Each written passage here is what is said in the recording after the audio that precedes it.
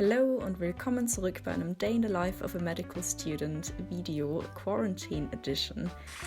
In der Früh, wenn ich aufwache, an diesem Tag bin ich etwas spät aufgestanden, aber in der Früh, wenn ich aufwache, schaue ich immer ganz gern durch meine Social Media mal durch zum Aufwachen.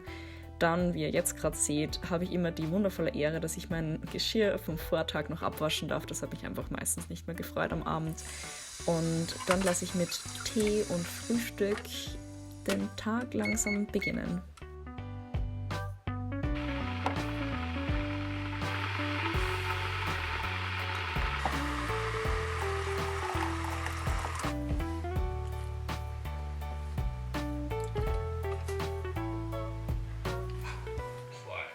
Eigentlich beginne ich mittlerweile jeden Morgen mit Tee und YouTube. Hier seht ihr einen meiner Lieblings-YouTuber, Mark Ferris. Und ja, daneben tue ich meistens Handy spielen. Ich hab mir da, glaube ich, echt eine blöde Gewohnheit eingefangen, weil ich normal nie Handy spiele, aber jetzt habe ich mir da ein paar Games runtergeladen und ja.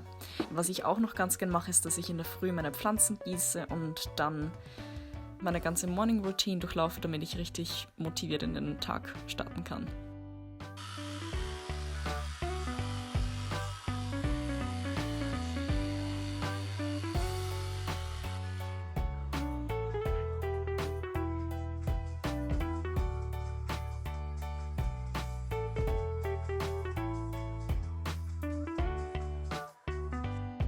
Meistens mache ich es momentan so, dass ich nach der Morning Routine, nach dem Zähneputzen und so, einmal ein bisschen arbeiten versuche. Ich bin gerade in einem Cardio-Modul, beziehungsweise gerade nicht bei einem Cardio-Modul. Ich hätte eigentlich jetzt vor 2 Tagen Prüfung gehabt, aber ich habe mir gedacht, ich schreibe mir das ein bisschen aus dem Buch raus, damit ich für die Semesterabschlussprüfung zumindest auf ein paar Notizen zurückgreifen kann. Ich lerne gerade immer noch, beziehungsweise schon wieder, Kardiologie und ich wollte euch nur ein Buch zeigen, das ich da habe. Es ist nicht gesponsert, ich habe das selber, also ich habe es geborgt bekommen von einem Freund, aber das ist ein Kardio-Buch, das heißt Kardiovaskuläre Medizin von Thomas Lambert und Clemens Steinwender. Das sind beides Professoren von mir und das Buch ist richtig cool, jetzt nicht so super detailreich, aber für so einen Überblick ist es echt super. Kaffeeflecken. Das Coole daran ist, dass einfach die Kapitel super übersichtlich gestaltet sind, also es beginnt zum Beispiel mit einer Einführung generell in die Kardiologie und was man eigentlich macht und so die Grundpfeiler sozusagen, also so was eigentlich EKG ist und solche Sachen. Und dann beginnt es mit der Pharmakologie vom Cardio und dann geht es weiter mit so Atherosklerose, KHK und es gibt auch ein extra Kapitel für EKG-Befundung, was ziemlich nice ist. Und die Abbildungen sind auch immer ganz cool. Also für einen Kardiologen ist es wahrscheinlich viel zu wenig detailreich, aber um das geht es ja jetzt auch in der Klinik bei uns jetzt nicht so wirklich. Es geht ja irgendwie darum, dass man einen guten Überblick über die Dinge bekommt, damit man später dann was weiß im KPJ und in der Basisausbildung und so. Das kann ich echt empfehlen an alle Med-Studenten. Das ist echt ein cooles Buch und die Professoren sind auch ziemlich cool.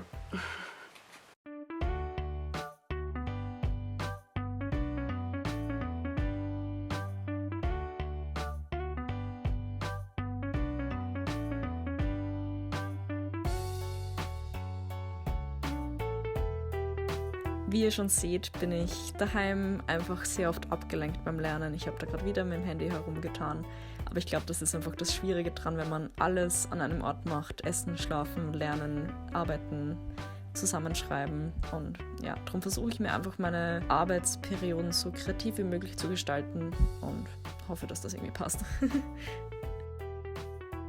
Ich werde jetzt, also es ist jetzt konkret 11:12 Uhr und normalerweise mache ich so, also ich habe jetzt, wie soll ich sagen, ich habe nicht so eine feste Routine, aber normalerweise mache ich so, dass ich halt bis zum Mittagessen mal irgendwie ein bisschen arbeiten versuche, dann mache ich Mittagspause, dann mache ich am Nachmittag noch ein bisschen was, je nachdem wie sehr meine Motivation dann noch vorhanden ist und mache dann auch ein bisschen Sport oder so vielleicht oder mache im Garten was und dann, ja, ist schon Abend meistens und dann mache ich irgendwie entweder YouTube-Arbeit, also ich würde dann irgendwie ein Video schneiden oder sowas, gerade weil heute Samstag ist, dann würde ich auch noch am Abend wahrscheinlich in die Nacht hineinarbeiten. That's my day.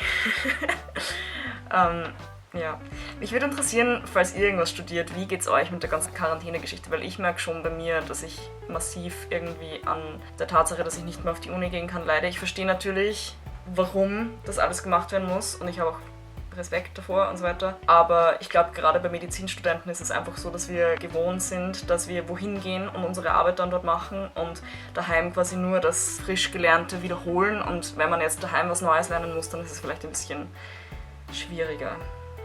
I don't know. What do you think?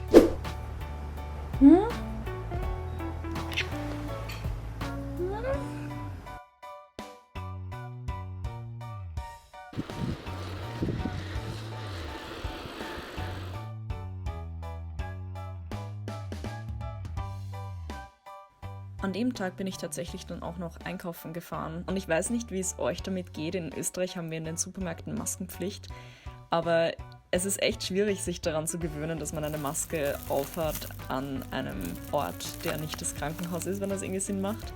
Aber ja, hat sicher seinen Zweck und wird sicher auch was bringen, denke ich mir. Ich finde es immer dezent dumm, wenn Leute den Mund-Nasenschutz unter der Nase tragen.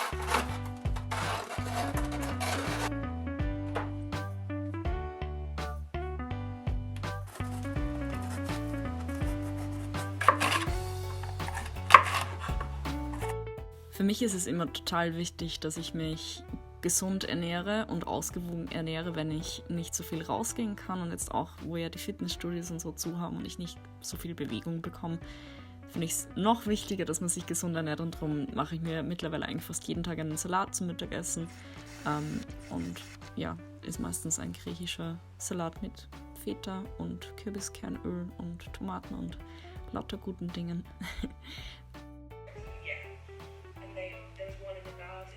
Meistens, also eigentlich so wie immer in der Quarantäne, schaue ich beim Essen YouTube.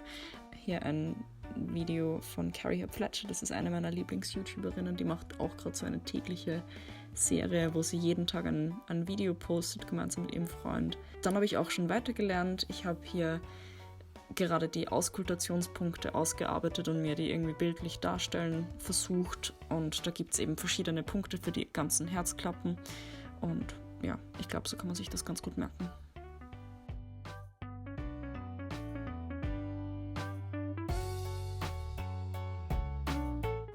Ich mache gerade Lernpause und ich sitze hier bei meinem Fenster-Dings und ich wollte halt eigentlich Radfahren gehen, aber es ist mir ein bisschen zu windig, jetzt werde ich wahrscheinlich morgen gehen und ich lese gerade so, ich schaue gerade so durch dieses Buch durch, das ist ganz hübsch und ein bisschen entspannen, auch wichtig.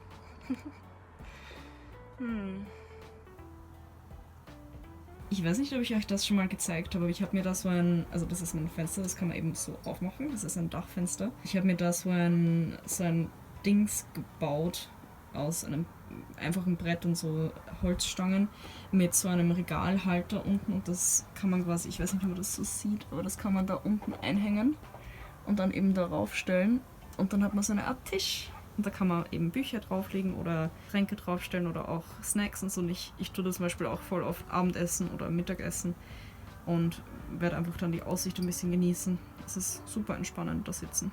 Ich nehme gerade meinen Quongs für heute auf. Quongs steht für Quarantine Songs und es ist ein kleines Projekt, das ich irgendwie am Laufen habe, wo ich jeden Abend um 7 circa ein kleines Cover auf Instagram poste in meiner Instagram-Story von Songs, die sich Freunde und Follower von mir gewünscht haben. Und das mache ich so lange, bis wir wieder uns mit Freunden und so treffen dürfen. Wie gesagt, ich nehme das gerade auf. Ein Lied dauert circa, je nach Lied, also das ist halt immer unterschiedlich, so 1 Stunde oder so zum Aufnehmen, bis ich wirklich voll zufrieden damit bin. Also heute singe ich Stay von Rihanna, das hat sich meine Mom gewünscht und ich hoffe, ich bringe es irgendwie zusammen.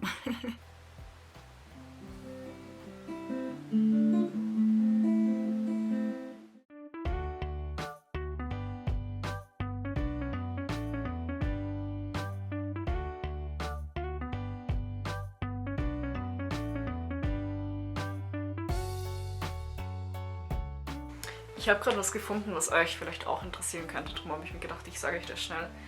Ich habe gerade darüber gelernt, beziehungsweise ich habe es eh schon gewusst, aber ich habe halt nochmal darüber gelesen, wie man am besten den Pulsstatus evaluiert bei einem Menschen, bei einem Patienten.